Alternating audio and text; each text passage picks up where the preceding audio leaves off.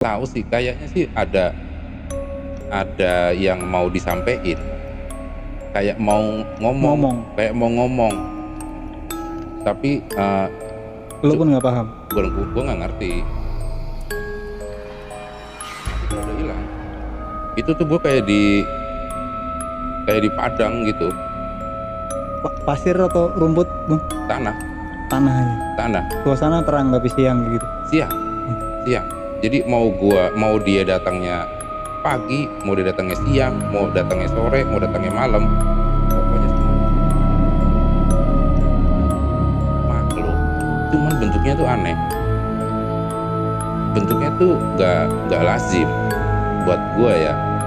Karena tuh salah satu contohnya tuh misalkan dia kakinya 6, dari kaki yang ngejalar ke tanah itu sampai ke atas tuh leher doang, sampai di atas tuh kepala. Warnanya itu, makhluk itu semuanya warnanya lebih mirip ke, kalau lu memang benar-benar saudara, ketika lu kesana, apa yang lu perluin semuanya itu dipermudah dengan sendirinya. Bismillahirrahmanirrahim. Assalamualaikum warahmatullahi wabarakatuh. Balik lagi di channel Samawe Adventure. Alhamdulillah akhirnya gua sekarang gak cuma jadi narator, tapi gua kedatangan narasumber lagi, atau seorang yang ingin menceritakan pengalaman pribadinya tentang pengalaman misterinya, pengalaman horornya atau apapun itu. Yang jelas ini adalah pertama kalinya setelah gua cuti panjang. Oke, di sebelah gua sekarang ada Bang Andi Daze. Wes. Bang, apa kabar? Halo, baik dong. Baik. Oke teman-teman, jadi kalau gua nih kenal Bang Andi ini belum lama sih Bang ya. Belum lama, tapi dia udah kayak orang tua gua lah. Tua banget soalnya. Kena kumis ya. Nah kumis ya Bang. Jadi gue agak cerita sedikit tentang Bang Andi. Beliau itu kerja di bidang seni ya Bang, lebih ke arah seni ya, lebih ke film ya Bang ya. Dan ngobrol-ngobrol tentang YouTube segala macem, ternyata secara tidak sengaja beliau menyampaikan sebuah kisah yang menurut gue sangat menarik banget. Kisah yang akhirnya bisa membuat beliau itu steady atau bener-bener teguh sampai jadi orang yang sekarang gitu. Kalau dia salah ngambil jalan atau salah menyikapi masalah atau salah menyikapi sebuah pesan, mungkin nggak akan jadi seperti ini, bisa akan jadi lebih negatif. Tapi karena gue udah dengar ceritanya dan itu sangat menginspirasi, akhirnya gue minta beliau untuk Bang sharing deh Bang ke YouTube gue. Mudah-mudahan bisa banyak manfaat buat temen-temen yang dengar cerita dari Bang Andi. Gitu ya Bang Andi, kurang lebih ya? Ya lebih kurangnya begitu. Lebih kurangnya gitu ya. Oke teman-teman, gak usah berlama-lama lagi, kita langsung coba dengerin cerita Bang Andi aja ya.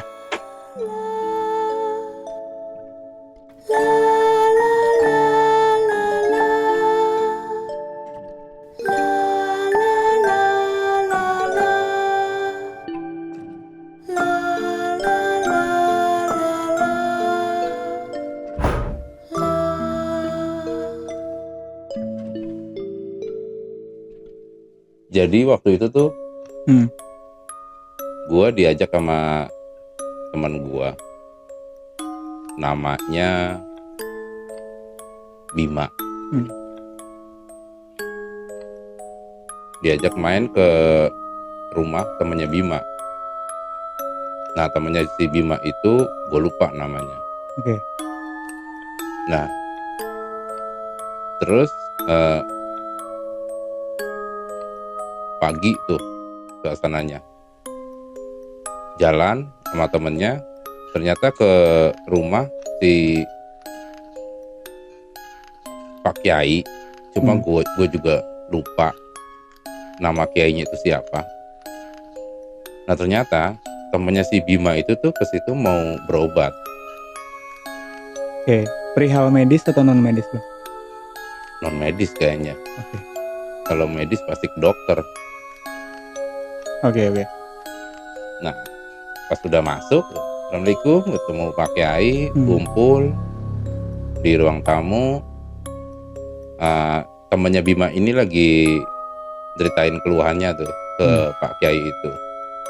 Gue lihat di samping gue ada meja kecil, ada banyak majalah, dan majalahnya itu pas gue buka-buka banyak juga, hampir setiap majalah itu ada artikelnya si Pak Kiai itu. Ya cukup terkenal lah. Praktisi yang lumayan terkenal lah ya.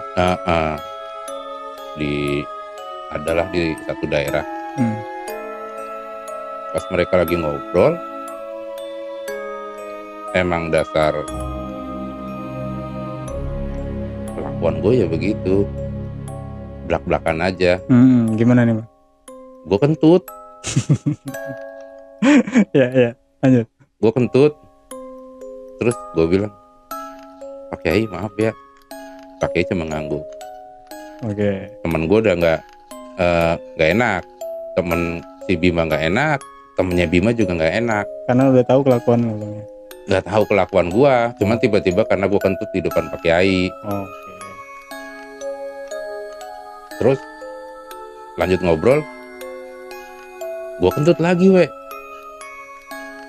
bilang, Pak Kiai maaf banget nih nggak sengaja. Pak Kiai ngangguk, cuman senyumnya berkurang, nggak kayak yang di awal. Yang awal masih senyum, yang kedua berkurang senyumnya. Lanjut ngobrol lagi, gue kentut lagi yang ketiga kalinya. Tuh kayaknya kelewatan deh bang. Ya, pas gue kentut yang ketiga kalinya, masa ya celana gue pakai celana jeans, jahitan gue itu jahitan celananya itu bisa jebol dari jahitan selangkangan sampai ke tempat gesper, dan itu buat gue mustahil. Masa iya gue gara-gara kentut aja robek sampai segitunya? Gue kaget tuh. Gue diem aja kan.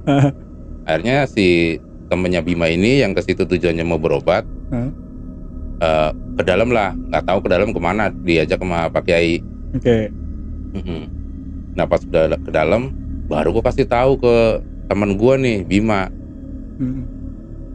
Bim, masa iya gue gara-gara kentut 3 kali celana gue jebol? Masa, katanya. Gue berdiri, gue kasih lihat, dan dia kaget beneran. Anjir, bisa begitu ya? Tepok kali celana lu. Tepok. Tepok tuh ini ya, gampang. Iya, udah getas gitu. Udah getas. Jadi gue bilang, ya nggak mungkin lah. Gue celana baru beli berapa tahun, berapa bulan, masa udah tepok. Udah. Singkat cerita, pas akhirnya temennya Bima ini udah selesai berobat. Pas udah selesai berobat, kita pamitan dari situ. Pas udah pamitan, gua ditahan sama Pak Kiai. Kamu nanti dulu pulangnya. Lah, pikir gue gara-gara kentut nih, jangan-jangan dianggap nggak sopan gitu ya? Iya. Terus akhirnya, iya Pak Kiai kenapa? Ikut saya ke dalam. Diajaklah gue ke dalam tuh, ke kamarnya dia. Ke kamarnya dia, terus gue ngobrol-ngobrol sama dia. Gue diajak salaman, ditanya nama lengkap, tanggal lahir gue, hari apa, itu semua ditanyain sama dia. Pas udah gitu, gak tahu gue dibaca apaan, tahu-tahu dia bilang,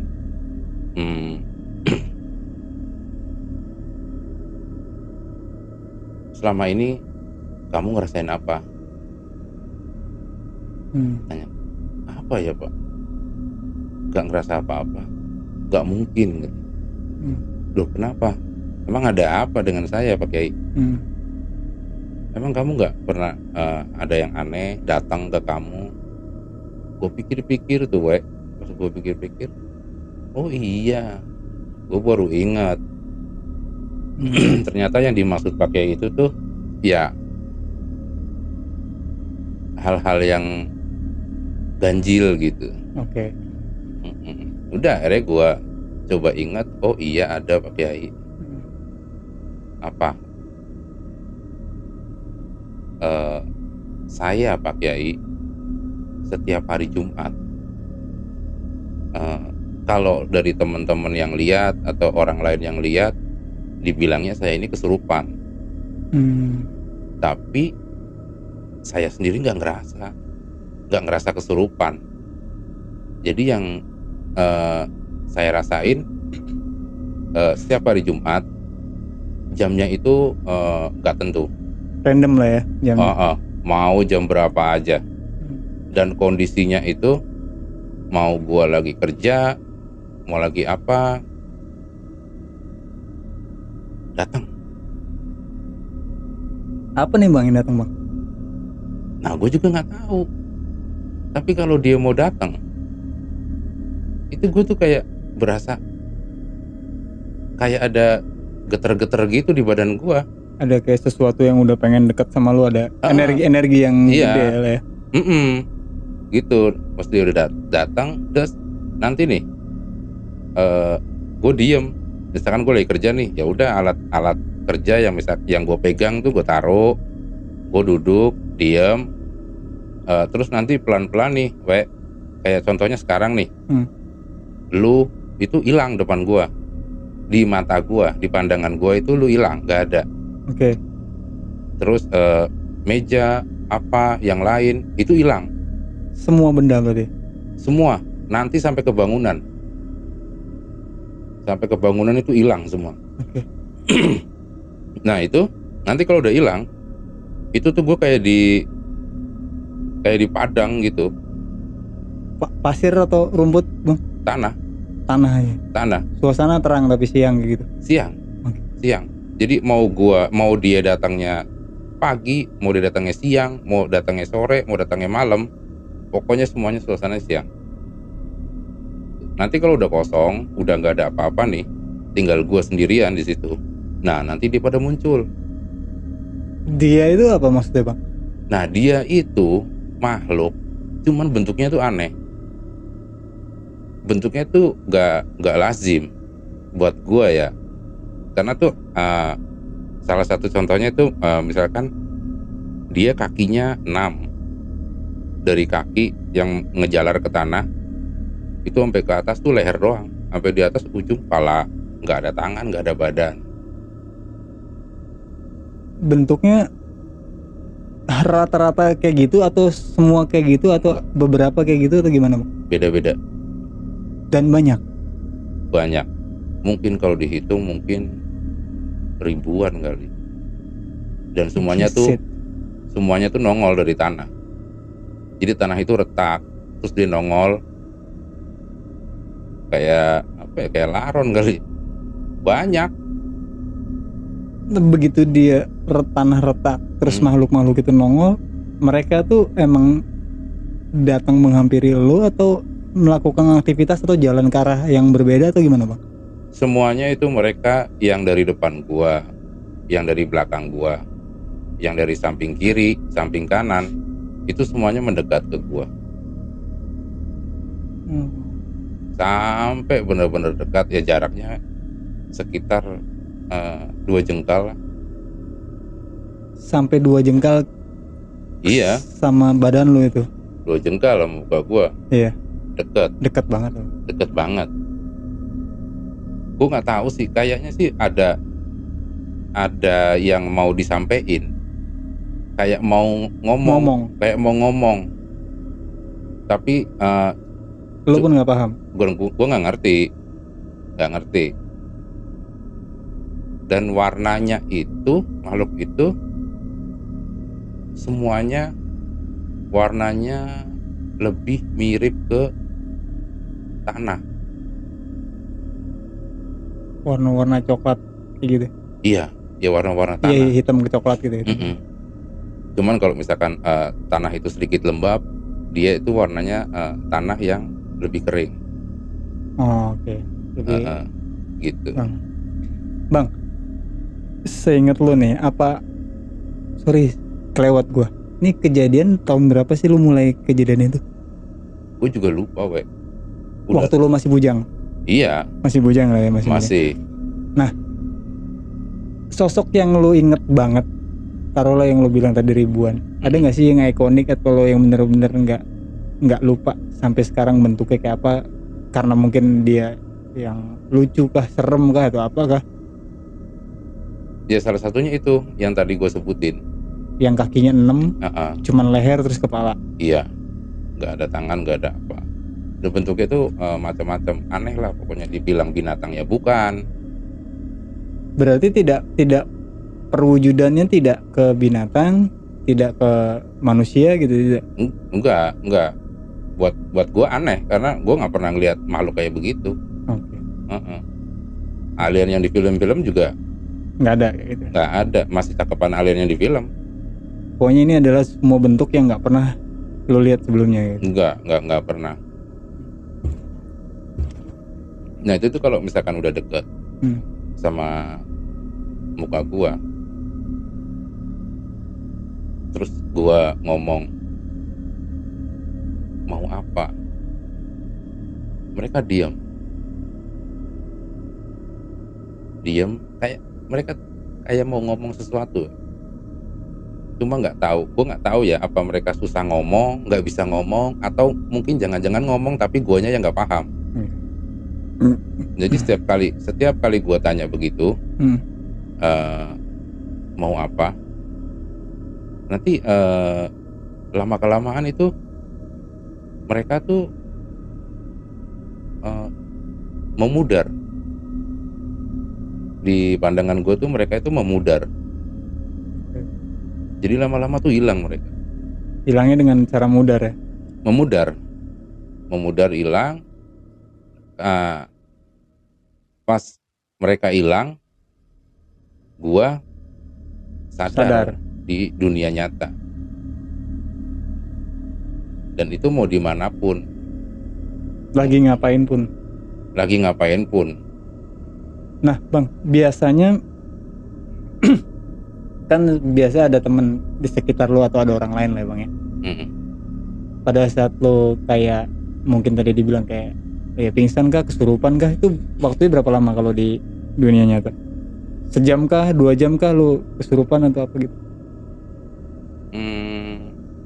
Waktu itu ada teman gua bilang waktu itu tuh kurang lebih itu setengah jam.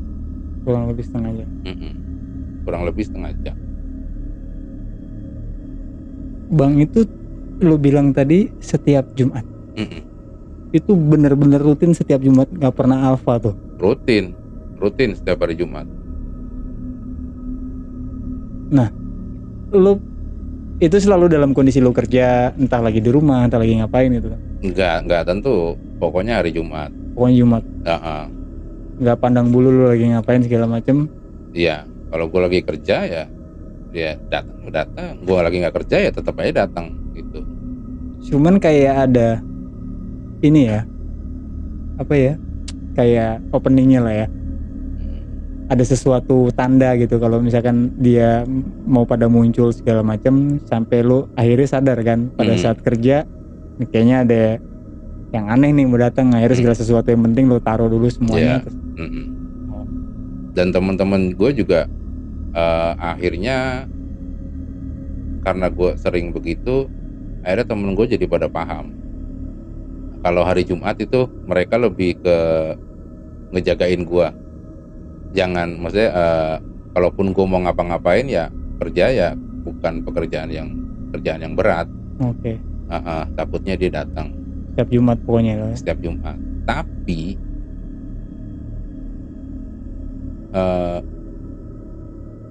biarpun dia setiap hari Jumat dia datang, dia nggak pernah datang di saat gua lagi berkendara. Bawa mobil kan, bawa motor kah aja?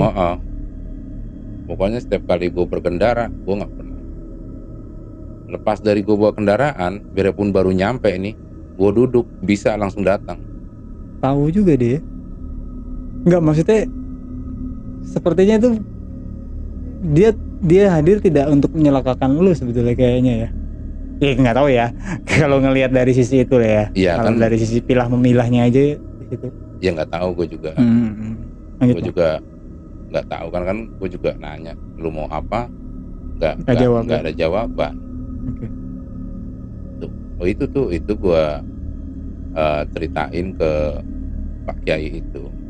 Oh, akhirnya begitu Pak Kiai tanya itu lu jelasin semua apa yang lu alamin. Gue jelasin semuanya apa yang gue alamin, terus akhirnya dia bilang, nah itu alasan saya kenapa kamu saya ajak ke kamar gitu. Terus gue tanya ke Pak Kiai, Pak Kiai itu apa sih? Dan mereka itu siapa? Terus Pak Kiai bilang, kalau saya nggak salah itu warisan dari kakek.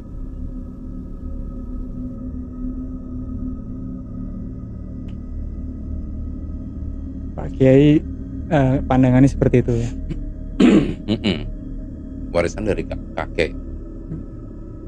Dan gue nggak pernah tahu, Nggak pernah ngerasa nerima dan dikasih juga. Enggak pernah, dan nggak pernah tahu dikasih tahu, karena gue lahir sampai sekarang itu gue belum pernah lihat kakek gue tuh kayak apa. Nggak pernah ketemu ya? Nggak pernah ketemu. Kakek gue di Palembang. Terus akhirnya gue pas gue mau nanya lagi ke Pak Kiai, pasti kepo kan, ini dikasih buat apa, kan gitu. Terus kata Pak Kiai, intinya setiap orang tua ngasih sesuatu yang baik buat anaknya, gitu. Cuman persoalannya, ibaratnya kamu itu tuh masih berkubang di lumpur. Jadi kata Pak Kiai, gue ini kelewat kotor, kelewat kotor. Jadi dia itu si yang mau datang, istilahnya tuh kayak orang diutus nih, lu jagain rumah itu. Dia mau masuk ragu, emang ini bener rumahnya? Kok kotor amat gitu? Kotor amat. Oke. Gak salah nih, gak salah kirim, gitu. Oke, ini masih dalam pandangan Pak beliau ya? Iya. Haji ya? Gitu. Akhirnya Pak Haji setelah mendengar cerita dari lo Bang, kayak gitu, itu kurang lebih ada 1 tahun lebih Bang kejadian kayak gitu. Sebelumnya setahun ada ya. Ada. Nah, setelah Pak Haji dengar semua cerita dari lo dan beliau juga akhirnya bisa mungkin menyimpulkan karena mungkin beliau juga orang ahli kan. Pandangannya adalah ini adalah titipan dari atau pemberian dari orang tua gitu. Saran beliau apa Bang ke depannya? Berikutnya. Yang jelas, namanya orang kotor, ya berarti harus bersih-bersih. Gitu. Nah, salah satu caranya itu, gue harus coba ziarah ke makam kakek buyut gua gitu. Oke. Ya kayak leluhur gitu, tapi yang sedara. Nah, gua nggak tahu ziarahnya kemana gitu ya. Iya, kakek buyut gua di mana gitu, leluhur gua di mana. Terus akhirnya pakai itu ngasih tahu. Nah, lu dianjurin sih kemana? dia bilang, coba kamu ke Banten, kamu ziarah ke makam Syekh Maulana Hasanuddin. Oke. Coba ke sana. Udah. Lepas dari situ gua nanya lagi ke Pak Kiai, kira-kira ada pesan apa lagi nih? Saya harus ngapain lagi nih Pak Kiai? Ya udah, lakuin itu dulu aja. Gitu. Ya udah, akhirnya gue pulang. Gue pulang ke Jakarta. Di Jakarta itu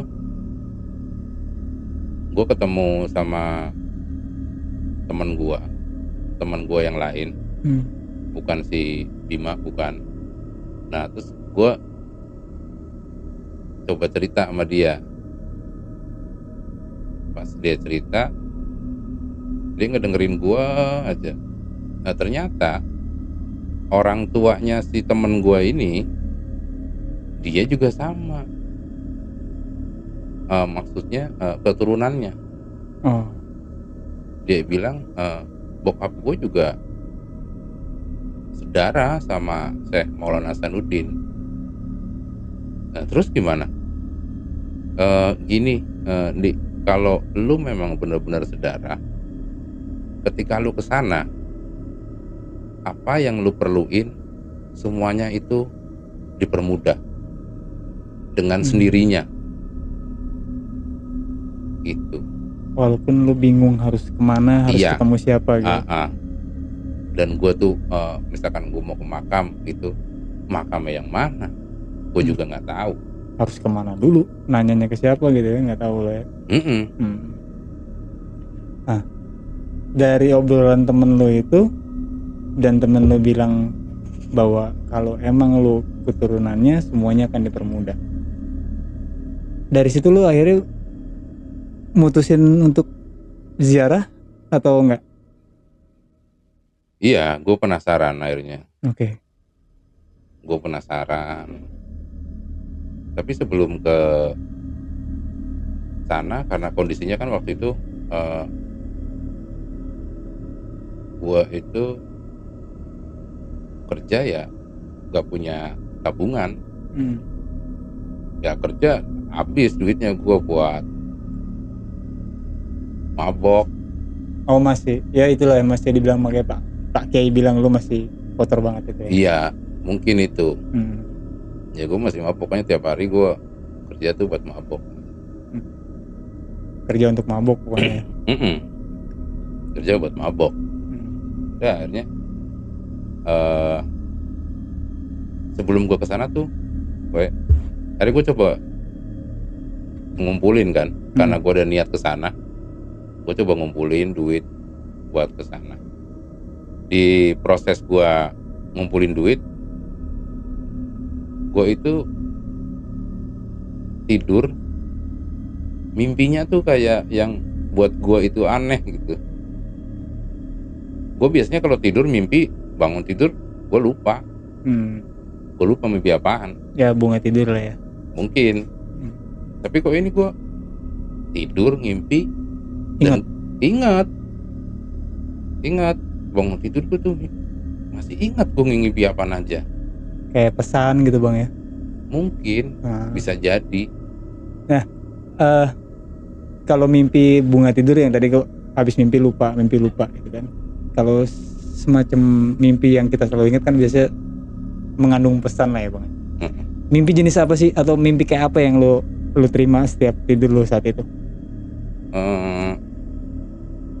Pertama gue mimpi gue didatangin sama orang, bapak-bapak, dia pakai apa, sorban ya. Sorban, bajunya putih. Iya kayak layaknya syekh atau wali atau sunan atau ulama lah ya. Iya mirip-mirip gitu tampilannya. Berjenggot putih. Nah dia datang bawa burung unta. Burung untanya gede. Gue diajak sama dia, ayo udah waktunya kita terbang. Oke. Terbang kemana? Pikir gue selama ini, emang burung unta bisa terbang? Mm-mm. Kan enggak ya. Iya. Terus udah gitu ukurannya gede, size-nya itu burung untanya. Iya, nggak normal lah ya pokoknya. Enggak normal. Udah, akhirnya gue disuruh naik duluan tuh. Gue naik, habis gue naik, dia naik. Diajak lah gue terbang, beneran bisa terbang tuh burung unta. Itu gue sampai ngelewatin berapa lapis awan. Sampai ke berapa? Kalau nggak salah ingat itu sekitar 11 lapisan ketinggian awan ya. Iya. Oke. Jadi ketemu awan, kosong nggak ada awan, naik lagi ketemu awan sampai ke 11. Sampai di atas itu yang gue lihat itu putih, bener-bener putih, semuanya putih. Dan terus gue bilang ke bapak itu, Pak, ini kita ngapain di sini ya? Kalau misalkan kita di sini mau lama, saya turun dulu. Ngapain minta turun? Ya bapak itu nanya ke gua, "Loh kenapa minta turun? Kita udah di atas." Ya kalau masih lama, kalau kita mau lama di sini Pak, kan saya nggak bawa baju, nggak bawa bekal, Ya, oke. gitu kan. Akhirnya Di mimpi itu ya? di mimpi, Masih ingat nggak bawa baju ya? di mimpi. Akhirnya sama dia diturunin. Hmm. Pasti diturunin, gue bilang ke bapak itu, Pak tunggu sebentar ya, saya cari baju dulu. Gue ke dalam tuh nyari baju, kok tumben-tumbenan baju gue pada kemana ini? Akhirnya dicariin lah sama empok gue, ada empok gue. Oke. Dikasih, nih baju-baju lu. Pas gue keluar, bapak itu udah nggak ada.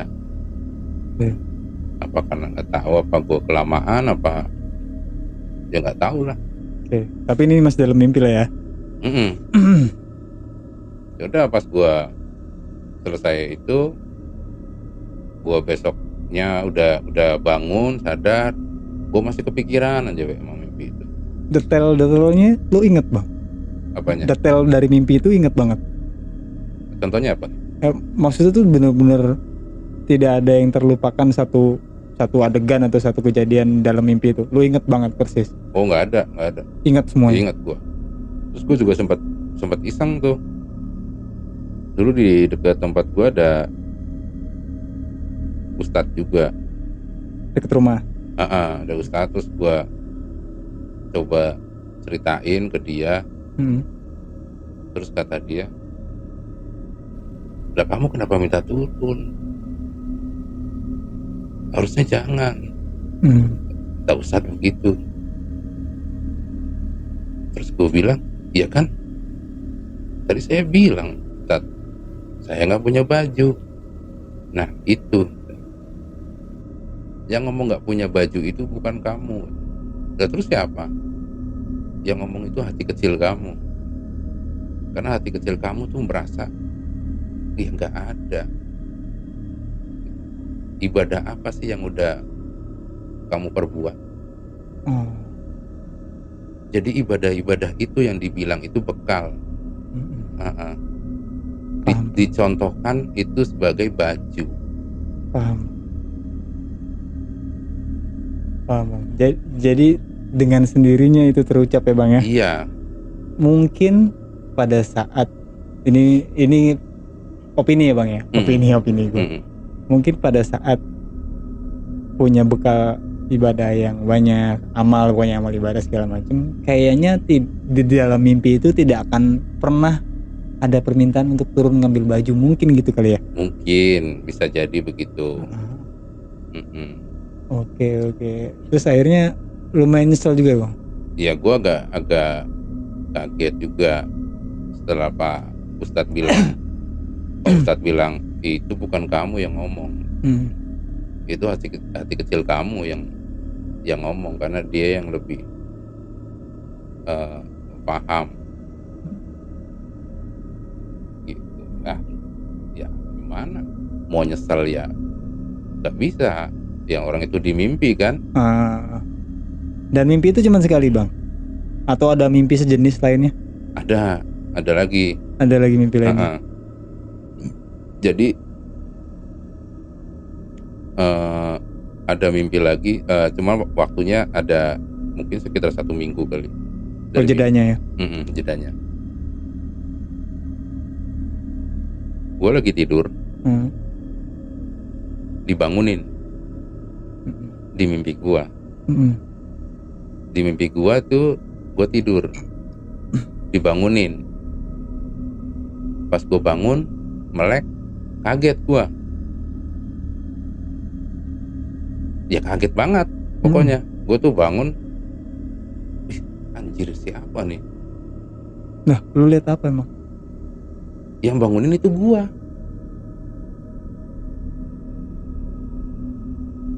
Jadi ada wujud lain, itu berbentuk gue, dan gue dibangunin sama dia. Dia rapi, pakai celana, kemeja, pakai peci. Gue dibangunin, bangun, bangun. Gue bangun, melek, gue ngeliat, kaget, anjir lu siapa? Udah bangun, pindah. Gue disuruh pindah sama dia. Disuruh pindah lah, gue bingung ya. Pindah kemana gitu? Satu itu, terus kedua, gue itu masih bingung. Kok gue ada 2 gitu? Gue yang lagi tidur sama gue yang ngebangunin gue yang lagi tidur. Habis dia ngebangunin, dia stay di situ tetap nunggu lo bangun sampai pindah, atau langsung pergi lagi? Nah, kondisinya waktu itu saking kagetnya gue, jadi gue tuh sampai bangun di mimpi itu, dan gue bangun juga di dunia nyata. Oke. Karena saking kagetnya gue.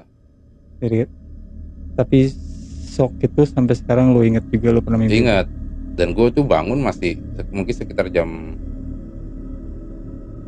3 kalau nggak salah. Oke. Gitu. Terus gue balik lagi tuh besoknya. Postat. Gue nyari postat itu. Oke. Ketemu lagi sama dia. Gue ceritain lagi. Semalam saya mimpi aneh lagi postat. Mimpi apa? Gue ceritain kan yang kayak tadi gitu. Terus kata postat, terus setelah kamu bangun di dunia nyata, kamu ngapain? Tidur lagi postat.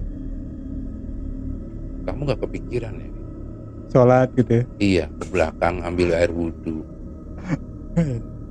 Masih ada loh yang bangunin kamu sampai kamu bangun. Gak kepikiran kamu. Tobat, tahajud, tobat. Ya nggak tahu Ustaz. Mungkin kalau udah Pak Ustaz itu saya juga nanya langsung, terus Pak Ustaz ngasih tahu sholat. Oke. Jadi ya sebenarnya sih tanda juga kali ya, mungkin dengan cara yang halus, lo masih nggak ngeh, ditambah lebih tegas masih juga nggak ngeh gitu kan. Nah terus akhirnya setelah tahu penjelasan dari mimpi lo dari Pak Ustadz itu, lo mutusin untuk berangkat untuk berangkat ziarah lah ya. Untuk berangkat ziarah itu setelah dapat pengalaman dalam mimpi itu kayak itu, atau masih nunggu jeda agak lama lagi dari itu? Masih ada jeda, dan gue coba pelan-pelan buat nguatin kemauan gue. Coba deh ambil air wudhu. Oke. Tuh. Akhirnya sholat pun gue juga sempat batal karena karena kelamaan kali ya di tengah sholat. Abis itu gue lupa baca apaan ya. Kelamaan libur sholatnya. Iya, kelamaan libur gue jadi lupa gitu. Iya, bacaan sholat sampai lupa ya. Ya udah, akhirnya gue belajar lagi, mulai lagi pelan-pelan gitu. Mungkin sekitar 2 mingguan lah. Setelah 2 mingguan itu, gue mimpi lagi. Gue lihat di mimpi gue itu, gue lihat ada keramaian orang. Gue pikir mau ada apa ya, orang pada jalan buru-buru kayak setengah lari begitu. Pas gue tanya, ada apaan pak? Itu di mimpi gue, ada apaan pak? Mau ada ini apa, pengajian, kiainya terkenal, bilang gitu. Sayang kalau kita sampai nggak datang. Gue penasaran tuh mungkin karena sebelumnya gue coba mulai sholat lagi, tertarik. Jadi di mimpi itu gue juga jadi kayak tertarik buat siapa sih kayaknya. Udah, gue mau berangkat. Gue lupa pas gue lihat ya, gue pakai celana pendek. Ada gue balik. Gue nyari celana panjang, nggak nemu. Akhirnya dikasih lah gue celana panjang sama bokap gue. Nih pakai, tapi ukurannya agak kegedean, nggak apa-apa. Yang penting bisa ikut pengajian. Nah berangkatlah gue ke tempat itu. Menuju ke sana, ke tempat pengajian itu tuh ternyata kita harus nyebrangin kali, dan kalinya tuh lebar, arusnya deras. Buat kita nyebrang itu, jalan satu-satunya harus lewatin pipa. Pipa itu udah di air, kadang kelihatan kadang enggak, karena deres kan harusnya kan. Ya udah tuh orang pada nyebrang, gue liatin aja orang pada nyebrang. Banyak yang jatuh. Namanya pipa kan, bunder, licin, kena air. Banyak yang jatuh banyak yang jatuh, sampai pas giliran gue,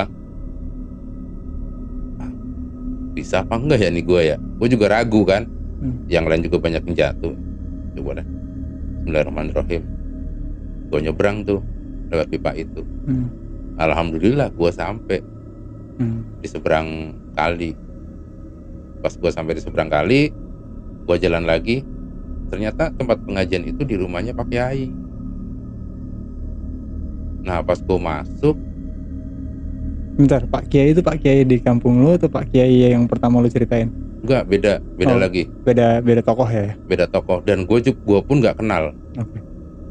Nggak kenal sama dia. Gue masuk, gue ketok-ketok, Assalamualaikum. Gue tanya, Pak, katanya mau ada pengajian, di mana ya? Ya di sini. Yang lainnya mana teman-teman?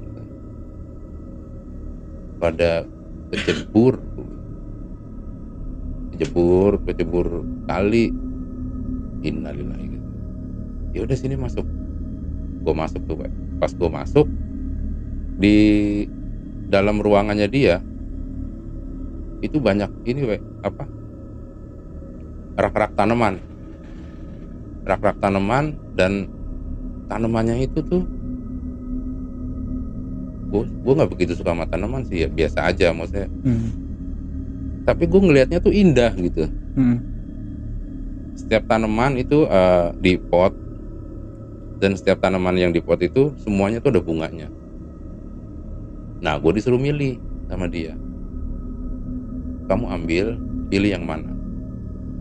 Gue ambil tuh, gue ambil. Terus dia bilang, bawa pulang, simpan. Gue bawa pulang, simpan. Nah pagi bangun, kok gue masih keingetan sama mimpi gue. Pas gue lagi kepikiran itu, teman gue telepon, si Bima. Yang waktu dia ngajak gue ke Pak Kiai pertama. yang berobat temennya. Cuma telepon, Dik, tumben lu bangun. Iya, tumben-tumbenan gue juga bangun pagi. Gue mimpi, mimpi apaan? Mimpiin lu. Mimpi apaan? Gue ngimpi lu ke rumah Pak Kiai, lu berhasil lewatin pipa yang dikali, terus sampai di sana lu dikasih bunga sama Pak Kiai. Ah, serius lu? Connect. Demi Allah, masa? Emang kenapa? Dia nanya ke gue, emang kenapa? Gue juga bangun pagi karena gue mimpi itu. Serius, dia juga kaget. Jadi yang dimimpiin gue sama yang dimimpi gue itu sama. Dia ceritain semuanya bener, sama yang gue rasain di mimpi. Bedanya lu sebagai pelaku, dia yang ngelihat lu. Dia ngelihat gue. Cuma gue nggak nanya ke dia, nggak nanya ke dia, lu berhasil nyebrang apa enggak? Gitu. Nah, untuk potnya, tanamannya, lu sempet cari bangun tidur? Iya, nyari, nggak ada. Oke. Nggak ada. Nah, dari mimpi itu lo ya, gue nggak tahu ini ya mimpi terakhir atau belum ya. Lu tanyakan lagi nggak ke Pak Ustadz yang dekat rumah lo itu tentang mimpi lo yang baru ini? Enggak. Langsung gue putusin. Hari itu juga gue berangkat. Oke, lo akhirnya berangkat ke Banten. Ke Banten dengan uang seadanya. Oke. Gue udah nggak ragu. Gue nggak ragu lagi. Gue dengan uang seadanya nanti gue makan gimana, apa gimana. Gue nggak kepikiran ke sana. Udah yakin lah ya. Pokoknya yakin aja gue ke sana. Ya udah. Pas sampai gue berangkat ke sana, sampai sana tuh sekitar jam 3 lewat lah. Jam 3 lewat. Gue sampai di masjid. Pagi lah ya nih. Iya. Jam 3 lewat. Sampai di masjid. Gak lama gue duduk di sana. Ada bapak-bapak datang. Nyamperin gue. Dia nanya, Mas dari mana? Saya baru lihat. Akhirnya gue ceritain tuh, gue dianjurin sama Pak Kiai yang pertama di daerah itu buat kesini. Gue kasih tahu cerita itu sama yang gue rasain setiap hari Jumat. Oh gitu, kata dia tuh. Ya udah, Mas ikut saya. Masnya mandi dulu ya. Gue dimandiin sama dia di sumur. Sumur itu adanya di dalam masjid. Lo masih inget nama masjidnya? Masjid apa ya? Pokoknya Masjid Agung Banten atau? Mungkin itu. Masjid itu di depannya itu banyak kolam-kolam. Oke. Jadi ada tangga panjang menuju ke masjid, kiri kanannya itu kolam-kolam. Nah di dalam masjidnya itu ada sumur. Mereka bilangnya air suci. Setelah gue dimandiin sama dia itu, terus dia bilang nanti saya temuin sama seseorang. Tapi kita jamaah subuh dulu. Ya udah. Gua setelah sholat subuh, gua nungguin tuh orang. Datang ada orang, bapak nanya ke gua. Masnya siapa namanya? Gue sebut aja nama saya Andi dari Jakarta. Tujuan kesini tuh karena setiap hari Jumat sering ada yang datang, tapi saya nggak kenal siapa. Kalau orang bilang lihat saya kesurupan. Nah setelah saya ketemu Pak Kiai, Pak Kiai itu bilang coba ke Banten, ziarah ke makam Syekh Maulana Hasanuddin. Oh gitu, ya udah. Nanti biar saya antar, saya tunjukin makamnya yang mana. Gue langsung pas dia ngomong gitu, gue langsung keingetan sama temen gue. Kalau yang temen gue bilang, kalau memang lu bener-bener sedara, apa yang lu mau di sana, rencana lu Semua dipermudah gitu. semuanya dipermudah. Udah, akhirnya gue diantar sama dia, antar sama dia ke makamnya. Terus bapak itu bilang silahkan kalau mau ziarah di sini. Nah gue panggil si bapak itu, Pak jangan kemana-mana, ada yang bisa saya bantu? Dan iya Pak. Apa? Saya itu seumur-umur nggak pernah Pak ziarah. Saya juga nggak tahu ziarah itu kayak apa dan ngapain aja. Gitu. Ya udah, biar saya bantu. Udah. Jadi kayak gue tuh kayak diimamin sama dia. Oke. Jadi dia baca doa, terus gue disuruh amin. Udah dia baca doa, gue ngeliat sekeliling, ngeliatin dia sambil baca amin. Lama gue kayak orang nggak sadar, we. Tapi bukan tidur lah ya. Bukan tidur. Nggak tahu gue itu berapa lama. Pas setelah selesai ziarah, ya kan gue duduk bersila kan ya. Selesai ziarah, gue melek, mata gue kayak sembab gitu, we. Sembab, dan gue lihat celana gue itu pada basah.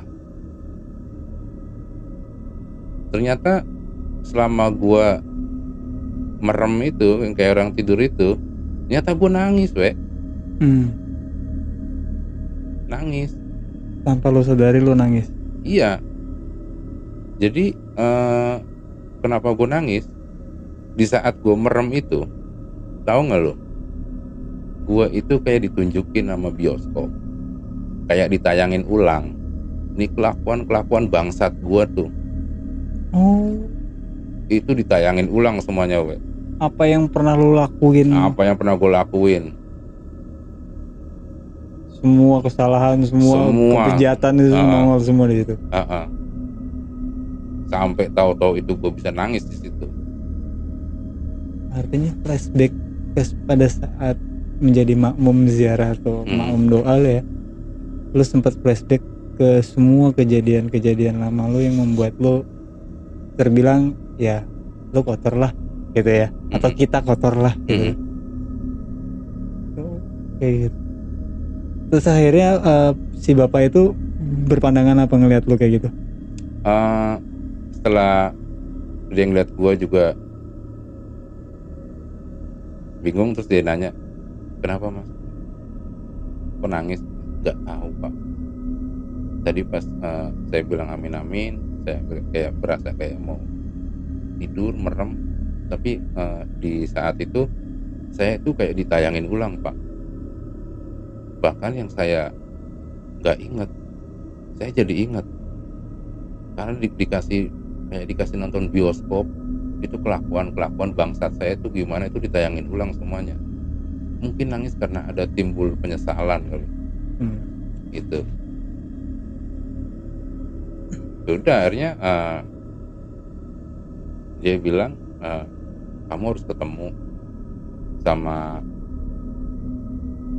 saudara kamu juga yang secara silsilah darah dia itu dituakan.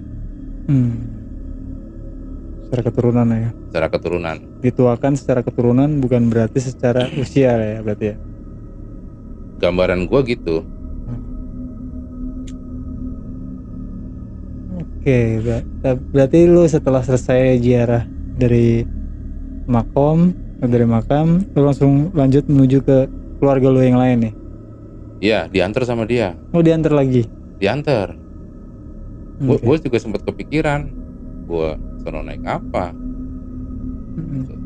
Nggak tahu duit dari gimana, duit tinggal sedikit kan. Terus ternyata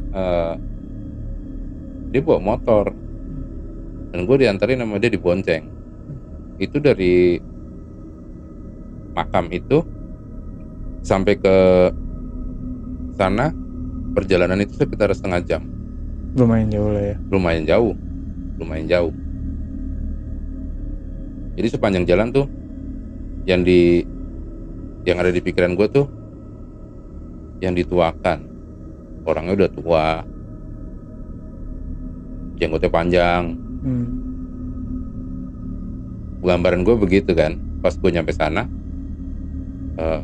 rumahnya itu sederhana, asri, dan ya datang situ tuh langsung berasa nyaman gitu. Nyaman, tenang gitu, kayak nggak punya masalah. Dan pas gue masuk, assalamualaikum, yang nyaut banyak. Ternyata banyak orang di dalam, lagi rame. Dan itu semuanya saudara, yang gue baru tahu kalau mereka itu ternyata saudara gue. Saudara apa? Saudara darah.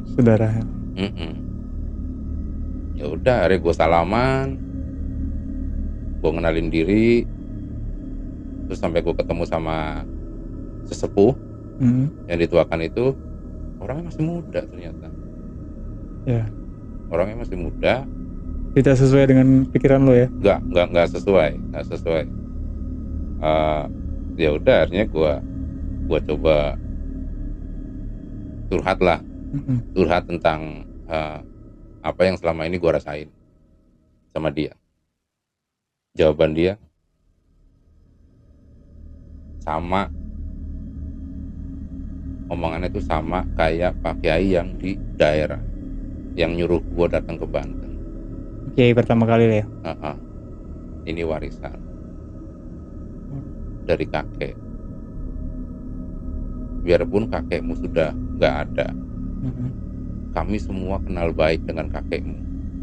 Mereka malah tahu, Lo sendiri cucunya nggak tahu? Gue sendiri nggak tahu mukanya kayak gimana kakek gue. Dan mereka malah tahu kakek gue tuh gimana.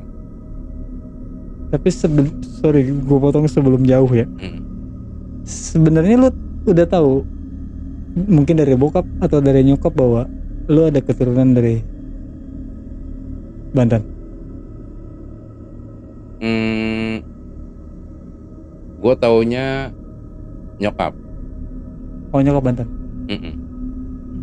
Tapi nggak pernah cerita sampai ke sana.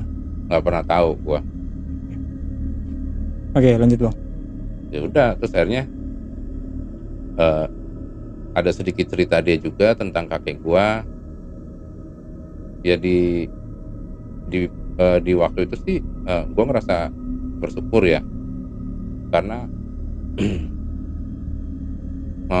mungkin aja banyak orang yang nyari begituan susah payah, mungkin sampai puasa atau semedi di mana, sedangkan gue enggak.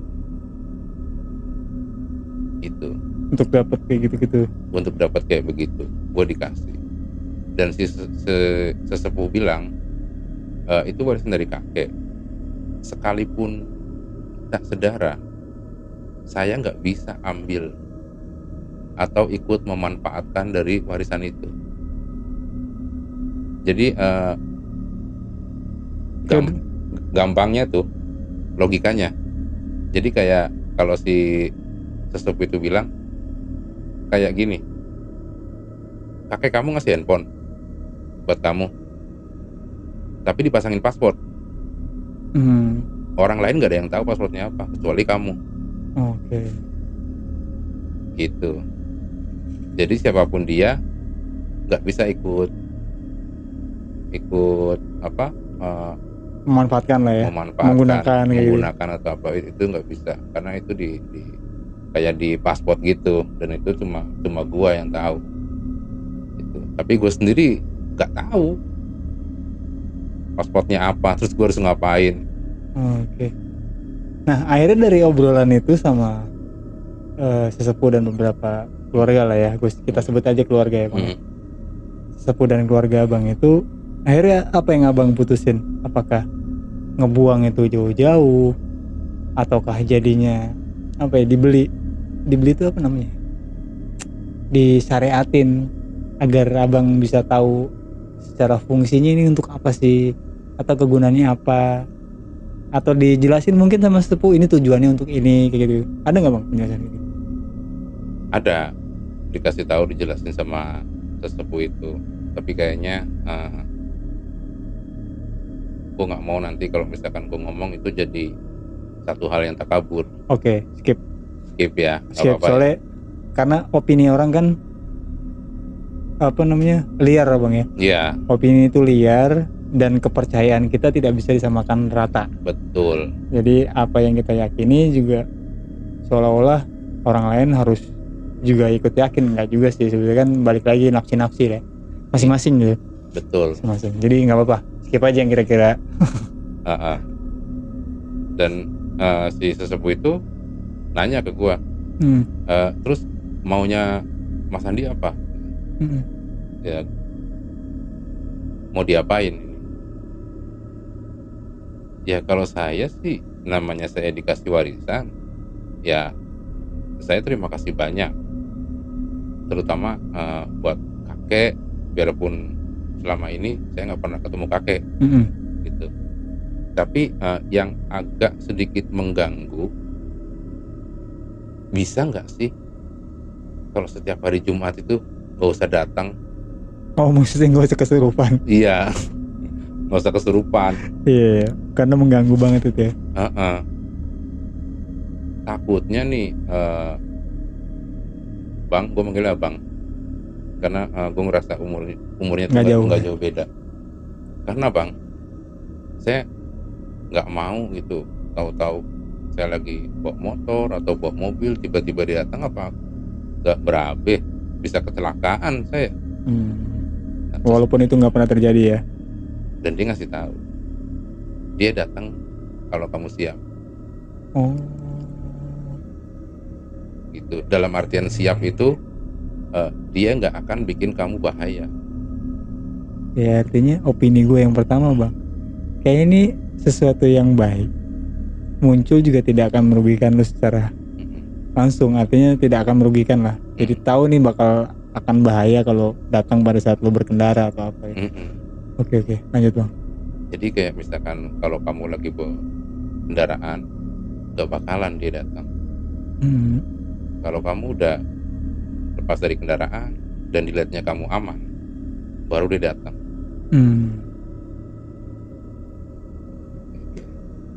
Tapi permintaan lu gimana itu? Maksudnya tidak datang lagi gitu, jangan sampai kesurupan lagi atau tidak sadar lagi gitu, atau tidak menemui yang aneh-aneh lagi tadi? Bisa. Oh akhirnya terlepas tuh. Bisa. Ya udah, kalau memang mau kamu begitu. Tapi sebelumnya gue juga penasaran, dia datang pada ngapain sih? Karena selama dia datang kan gue nanya nggak pernah dijawab sama makhluk-makhluk itu. Iya betul. Dan dia ngasih tahu, cuma bilang, si sepupu itu bilang, yang datang itu wujudnya apa? Ya nggak jelas. Bang, nggak jelas. Warnanya kayak tanah tapi agak kering, bentuknya aneh-aneh. Sebenarnya bukan itu wujudnya. Terus ya semua wujudnya tuh wujud-wujud baik. Itu tuh penggambaran kamunya. Karena kondisi gua kotor.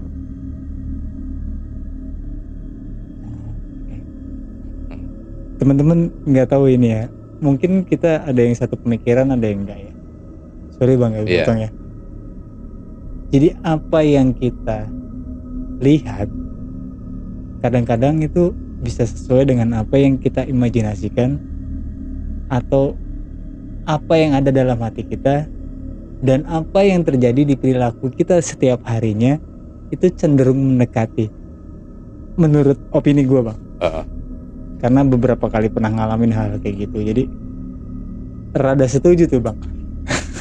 Maksudnya rada setuju tuh pada saat lu ngalamin kesurupan segala macam, kan lu bilang gue kerja cuma buat mabok, ya kan, artinya dunianya masih kelam saat itu. Ya dunia lo bang masih kelam saat itu. Jadi bentukan bagus itu kayaknya hampir nggak ada ya, karena lu jauh dari kata ibadah atau apa, mungkin punten gitu, maaf gitu. Mungkin itu kali ya. Tapi setuju sih gue. Dan setelah dia ngasih tahu itu penggambaran kamu sesuai dengan kondisi kamu. Ya, terus tujuannya apa mereka datang? Si sesepuh itu bilang mereka tujuannya itu cuma mau melindungi kamu dari ya beberapa hal yang kira-kira bisa membahayakan. Pernah nggak kamu ngalamin momen yang nggak mungkin itu terjadi? Coba kamu ingat-ingat. Gue ingat. Akhirnya gue ingat tuh Pernah kejadian apa? Waktu itu gue lagi naik motor di tanjakan. Depan gue truk bawa muatan batu kalau nggak salah. Truk itu tiba-tiba berhenti nggak kuat nanjak. Jarak gue tuh sama truk ya sekitar nggak jauh, mungkin sekitar 2 meter lah. 2 meter gue dari pantat truk. Truk itu mundur. Ya kan gue namanya di tanjakan, truk berhenti, gue ikut berhenti dong. Ya kan, kondisinya gue ngerem. Truk itu mundur, motor gue ikut mundur. Di kondisi gue ngerem. Tanpa lu lepas rem sama sekali? Iya. Bannya bang? Gue nggak tahu, harusnya kalau gue ngerem bannya berhenti. Dan itu kayak narik. Truk itu tuh kayak magnet, terus gue juga magnet yang berlawanan. Oke. Jadi dia mundur, gue digedorong. Kutub yang sama lah ya. Iya, kayak begitu. Itu satu. Terus gue pernah kecelakaan lagi di waktu itu kalau nggak salah di Cipinang. Dari Cipinang Jakarta Timur. Iya, di Cipinang Jakarta Timur. Posisinya gue bonceng. Terus kecelakaan, motor jatuh nyerosot. Yang bawa motor ya lumayan rusak lah ya. Lumayan parah lah kondisinya. Karena besut di mana-mana kan. Nah gue nggak sama sekali Jadi selama motor itu roboh dan nyosor di jalanan, gue itu jongkok di atas motor sambil pegangan jok. Jadi kayak orang main skateboard. Motor berhenti, gue turun berdiri. Gue langsung diriin tuh motor, gue standarin, terus gue lari, gue tolong temen lu itu. Gue juga agak aneh. Iya, walaupun itu dilalahnya lah ya pokoknya. Oke, pernah juga ngalamin hal kayak gitu. Iya, itu agak aneh buat gue kayak gitu. Jadi gue inget ya. Terus si sesepuh itu bilang, nah itu salah satunya. Salah satunya tujuan apa kakek kamu ngasih warisan. Jadi mungkin kalau diterjemahkan, kakek lo tuh bang memberikan warisan mungkin sebuah perlindungan kali ya.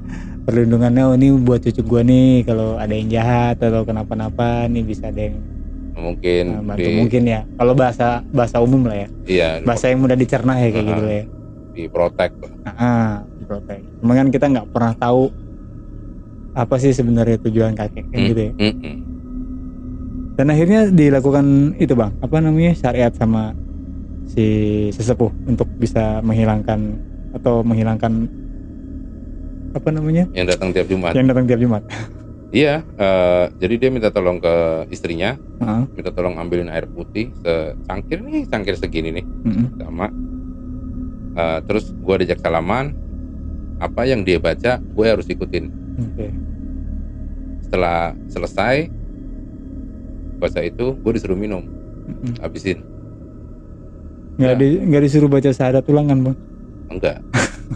Kira disuruh baca syahadat. Syahadatnya udah ada di awal. Oke, tetap ada syahadat di awal. Setelah salaman syahadat. Terus baca yang lain. Terus gue minum itu, terus akhirnya udah selesai. Habis selesai itu gue bingung. Ini duit gue nggak cukup buat pulang, buat ongkos. Ya memang gue di situ gue dikasih makan apa gitu kan. Gue bingung. Akhirnya gue ya udah, gue lillahi ta'ala, gue jalan aja. Bayangin kan jauh Banten ke Jakarta ya. Banten ke Jakarta, gempor lu jalan. Pas gue pamitan mau pulang, istrinya datang. Mas Andi, iya teh, gue dikasih amplop buat jajan di jalan. Alhamdulillah, kata gue, makasih. Pas gue keluar, gue lihat itu lebih dari cukup gue buat ongkos pulangnya. Mungkin bisa dipakai buat bolak-balik gue ke sana. Nah, lepas dari sana bang, sempat ngalamin lagi yang Jumat? Enggak. Sudah enggak pernah. Oke. Sampai sekarang. Berarti udah 10 tahun lebih ya? Lebih 10-15 tahun lebih. Oke. Itu pertama, lo nggak pernah kejadian lagi Jumat. Saat itu penggambaran seorang sepuh bahwa apa yang kamu lihat adalah perwujudan dari diri kamu sesungguhnya atau pemikiran kamu gitu kan. Karena kamu dengan kondisi yang kotor atau masih belum lurus atau lah ya, gambarannya jadi kayak gitu.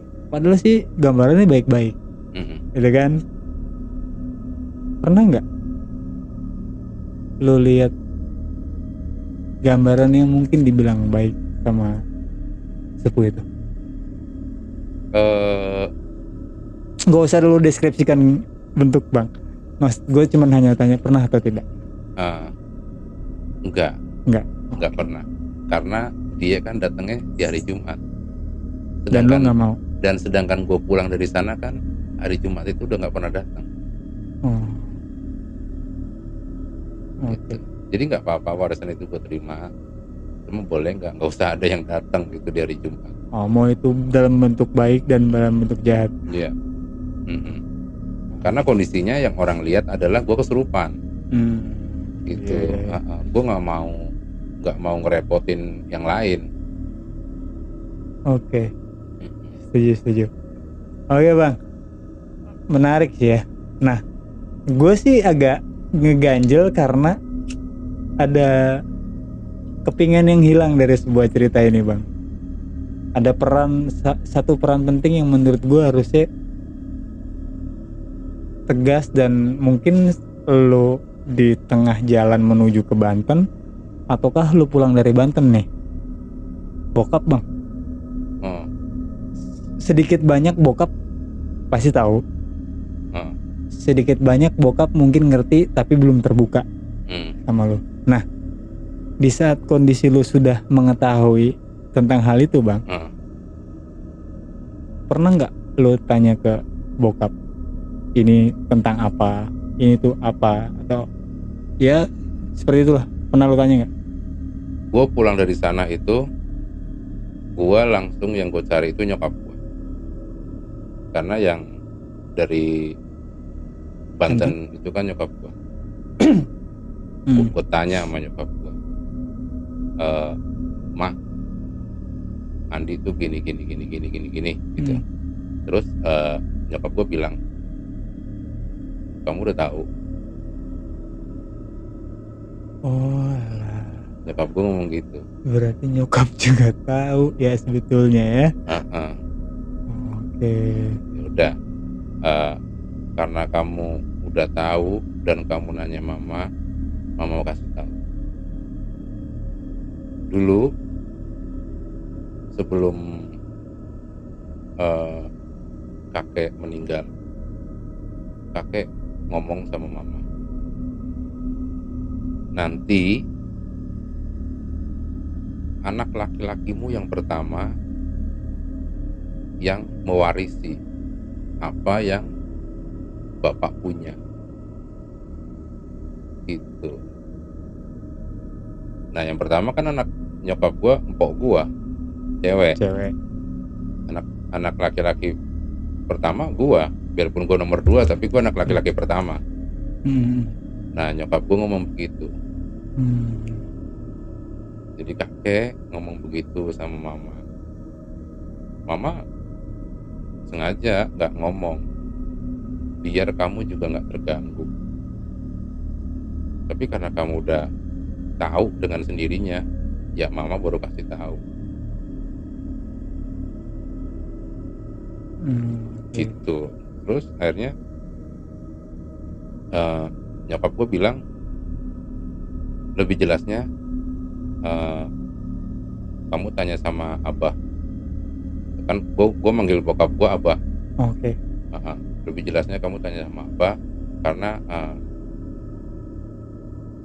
kakek itu lebih banyak komunikasinya sama abah daripada sama mama. Udah akhirnya gue temuin bokap gue, terus gue nanya, gue jembreng semua pertanyaan gue banyak. Bokap gue jawab, dan jawabannya nggak banyak. Bokap gue bilang, ya memang benar kakek nitipin itu, warisin itu buat kamu. Tapi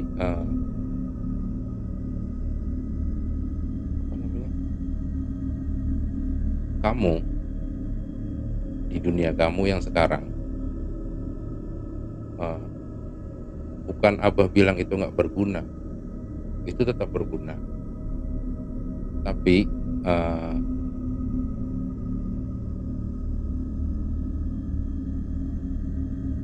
lebih ke sudah tidak lebih make ke sense ya. bokap gue bilang, kamu itu lebih harus bukan memikirkan itu. Kalau kita dikasih warisan, ya baiknya kita jaga. Kan nggak harus kita menggunakan. Yang penting kita jaga. Dengan cara apa? Ya kita rawat. Gue tanya, Ngerawatnya gimana, Bah? Ya rawat. Ya kamu nggak yang kayak kamu sekarang. Banyakin ibadah, banyakin sholat. Sebenarnya kan cara merawat itu bukan jadi tuntutan harus begini harus begitu. Semua yang kamu lakuin, ya itu semuanya adalah aturan agama. Kamu sholat, kamu puasa, kamu baik sama orang, kamu nggak mabok, itu kan semua aturan agama, bukan tuntutan warisan.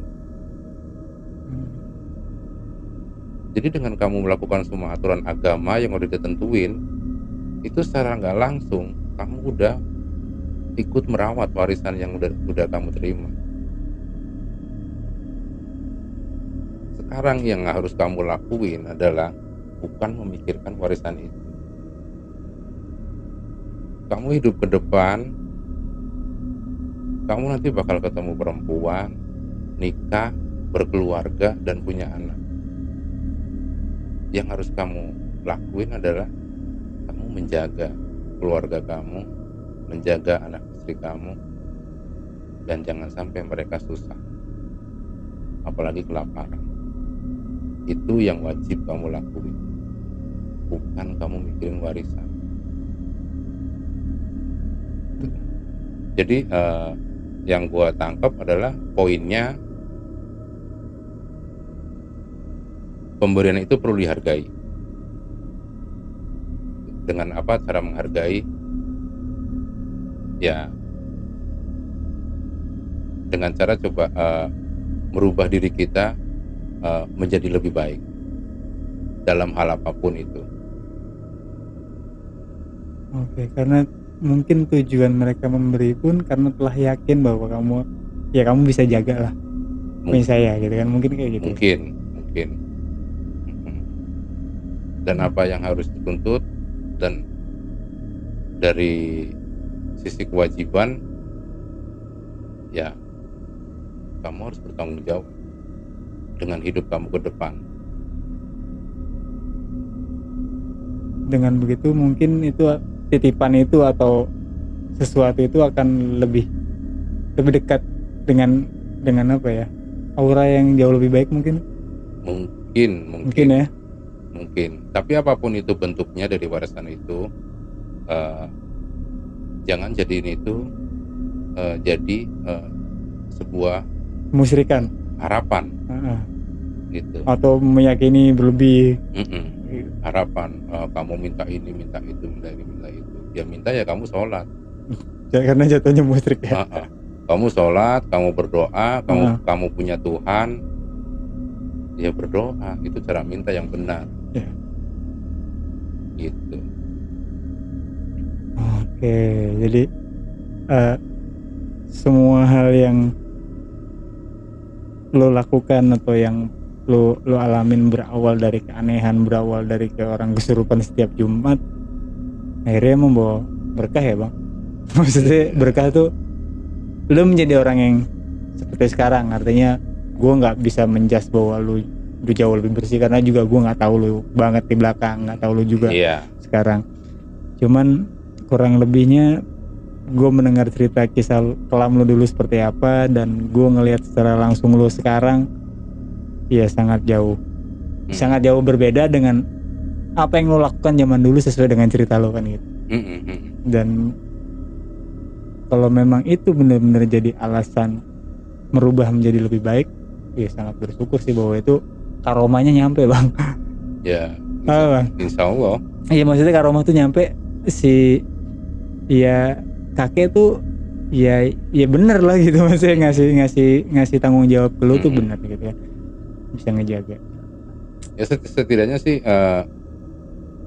dari coba merubah dari yang gak baik menjadi kurang baik dan menjadi baik, ya itu salah satu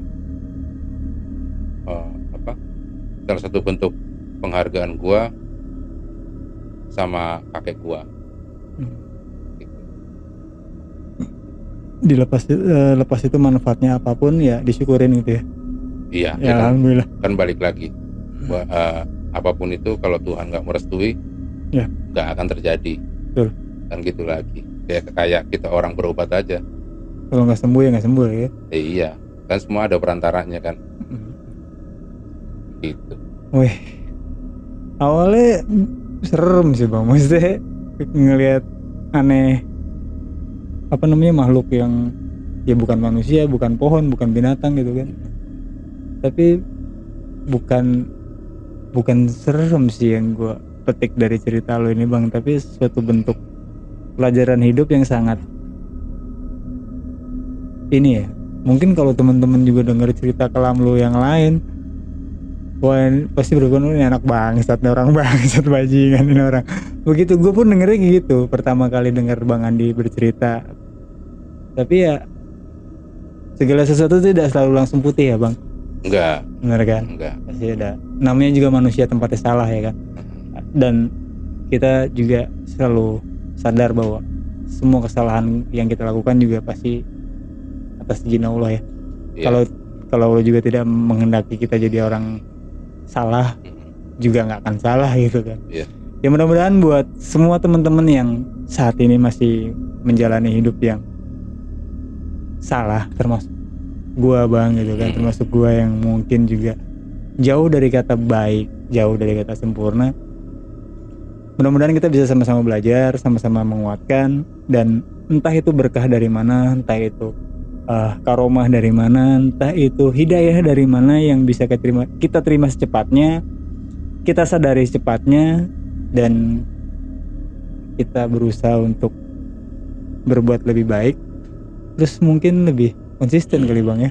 Iya, dan gue juga ada saran buat teman-teman di luaran sana. Air keruh di dalam satu gelas gak akan jadi bening kalau dituang air segelas juga. Dia harus dikasih air bersih terus biar air keruhnya ini jadi bening. Karena keruhnya itu jadi keluar dan jadi bening. Ibaratnya tuh begitu. Jadi buat teman-teman jangan pernah ngerasa cukup, ngerasa lelah, ngerasa capek buat terus nuangin air yang bersih ke dalam gelas yang isinya kotor. Nanti dengan sendirinya kotoran itu pergi. Oke. Dengan kata lain, teruslah kita menimba ilmu, mengasah keimanan kita, ya bang ya, melakukan sesuatu yang baik terus-terusan, jangan pernah capek ya, agar sesuatu yang buruk di dalam tubuh kita ini atau dalam diri kita ini cabut lah ya. Iya. Kalah sama sesuatu yang baik gitu ya. Good. Thank you banget Bang Andi Daze. Jadi pengalaman hidup Bang Andi ini, gue rasa banyak banget manfaatnya, banyak banget faedahnya dari pengalaman beliau yang disampaikan lewat cerita yang sangat tertata, menurut gue dan enak banget buat siapapun, gue rasa pendengar. Oh, jadi banyak ohnya bang. Jadi banyak ohnya. Oke teman-teman, terima kasih banyak. Mudah-mudahan banyak hikmah yang bisa kita ambil dari obrolan gue sama Bang Andi saat ini. Dan buat siapapun yang di sana yang sedang berjuang keluar dari zona kegelapan, kita sama-sama berjuang. Karena pada dasarnya kita adalah manusia, tempatnya salah. Jangan pernah mengalah dengan apa yang kita lakukan karena kesalahan. Teruslah berjuang mencari sesuatu yang lebih baik. Salam santai. Assalamualaikum warahmatullahi wabarakatuh. Waalaikumsalam. Oh ini Payung Teduh. Iya. Baru ngeh bang gua kalau dia vokalis Payung Teduh. Ini vokalis Payung Teduh bang sebenarnya. Oh vokalis Payung Teduh. Perangkap emang. La la